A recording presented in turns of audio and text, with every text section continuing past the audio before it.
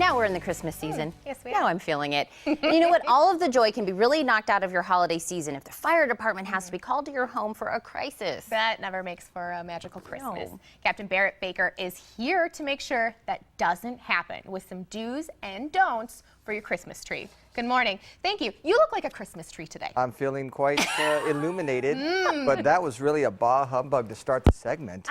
Well, I mean, it's a serious issue. I mean, you're a lovely and cheerful guy, but it's a serious issue. We don't want anyone's house to burn down. Well, fires are never good, but honestly, to have them around the holidays, it's just heartbreaking for the families. Yes. And so if we can prevent that, that's what we're here today to talk about. And are we going to talk a little bit about the stuff we got here? So Lights? these are lights, obviously. Everyone, hopefully, we've Griswolded it up with your house, and that's fantastic. But the Christmas tree, it really is, I mean, it smells great, it looks great, it brings joy to the world. But they can be dangerous if we don't take care of them.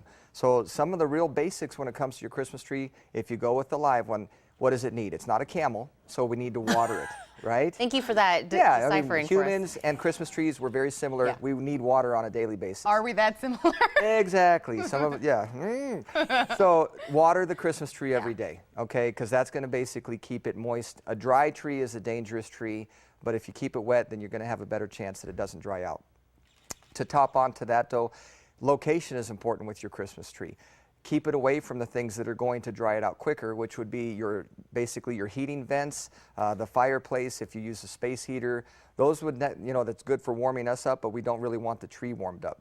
So that's number 2. So when it comes to water every day, location, and then about 50% of the fires that are related to your Christmas tree are related to the electrical aspect of it. So you know that when we have what, probably 1,000 bulbs that are decked all over us here. If one of these goes out, for whatever reason, the whole strand tends to go out, right? But there's still electricity that's flowing through the wiring. So make sure that you really give a good inspection to the electrical wiring and that it's not frayed, that it's not cut up, that you don't have bulbs that are cracked, because that's when we obviously can get those electrical sparks, and then a small Christmas tree can obviously catch on fire. And I mean, a picture is worth 1,000 words. And I have to tell you, I mean, that just gives shivers. It gives us chills to see something like that, because that is supposed to be the greatest moment and the greatest room in your house during the Christmas holidays. And then within 45 seconds to a minute, your entire room is on fire. And again, you can't put words into that, the devastation. They've lost their entire house at that point in time, and we just don't want anybody to go through that. No, that sends shivers down my back. And not because you're cold. No, because it's terrifying to think about that is. someone could lose their home, a family could lose their home and all their possessions and potentially their lives, which we never want, especially, like you said, around the holidays. It's just more devastating. Now, the lights, we tend to leave them on almost all night. Is that okay, or should we be turning? Listen, I know that the tree looks better when it's lit up. There's no doubt about that. But the tree doesn't have feelings, so it's not going to get its feelings hurt if you turn off the lights at night. And by doing that, now again, we've kind of taken one of those potential dangers away. If you don't have the electricity flowing through the lights, now you're taking away that chance that you could have an electrical malfunction. So really, turn them off before you go anywhere. And by doing so, you can sleep at night safely.